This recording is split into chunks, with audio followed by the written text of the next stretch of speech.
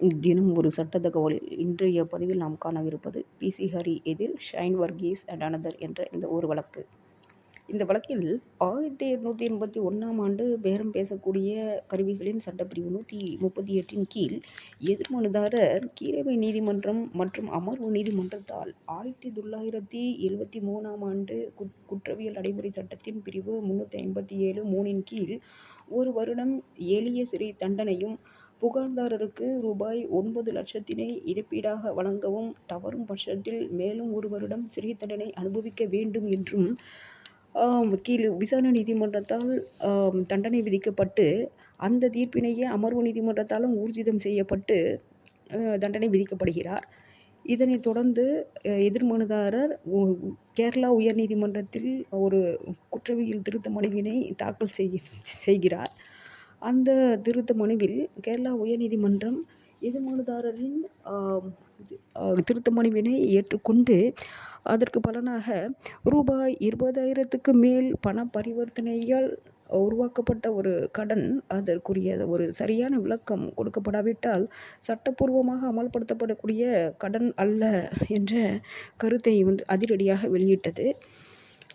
அதாவது 1881ஆம் ஆண்டு பேரம் பேசக்கூடிய கருவிகளின் சட்டப்பிரிவு 139 கீழ் சட்டப்படியான அமல்படுத்தக்கூடிய கடனின் கீழ் அதனை கொண்டு வர முடியாது என்றும் கூறி, அதற்கு பலனாக கடன் வாங்கியவருக்கு ஆதரவாக குற்ற பொறுப்பிலிருந்து அவரை விடுவித்தது கேரளா உயர்நீதிமன்றம்.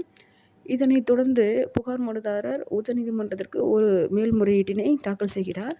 அந்த மேல்முறையீட்டில் சாஞ்சா பிஜ்தாரி எதிர் கிஷோர் போர்கர் என்ற முந்தைய உச்சநீதிமன்றத்தின் தீர்ப்பை மேற்கோள் காட்டி, நீதிபதிகள் பி.கே. மிஸ்ரா மற்றும் விபுல் எம். பங்கோலி அடங்கிய நீதிமன்ற அமர்வு பி.சி. ஹரி வழக்கில் கேரளா உயர்நீதிமன்றத்தின் சட்டத்தின் முடிவினை ரத்து செய்தது மட்டுமல்லாமல், மீண்டும் தகுதியின் அடிப்படையில் கேரளா உயர்நீதிமன்றத்துக்கே புதிய பரிசீலனைக்காக வழக்கினை திருப்பி அனுப்பியுள்ளதும் குறிப்பிடத்தக்கது.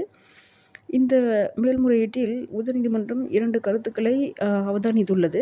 முதலாவதாக, 1961ஆம் ஆண்டின் வருமான வரி சட்டத்தின் பிரிவு 269(SS)ன் எந்த ஒரு மீறலும் அந்த சட்டத்தின் மற்றொரு பிரிவான 271(D)ன் கீழ் மட்டுமே அபராதத்திற்கு உட்பட்டது எனவும், இரண்டாவதாக 1961ஆம் ஆண்டின் வருமான வரி சட்டத்தின் பிரிவு 269(SS) அல்லது பிரிவு 271(D) ஆகியவைகள் அதனை மீறும் எந்த ஒரு பண பரிவர்த்தனையிலும் சட்டப்படி செல்லாததாகவோ அல்லது சட்டவிரோதமானதாகவோ கூறவில்லை எனவும், எனவே இந்த பிரிவுகளின் எந்த ஒரு மீறலும் 1881ஆம் ஆண்டு பேரம் பேசக்கூடிய கருவிகளின் சட்டம் பிரிவு 138ன் கீழான பரிவர்த்தனையை செயல்படுத்த முடியாததாக மாற்றாது எனவும் நமது உச்சநீதிமன்றம் தீர்மானித்துள்ளது.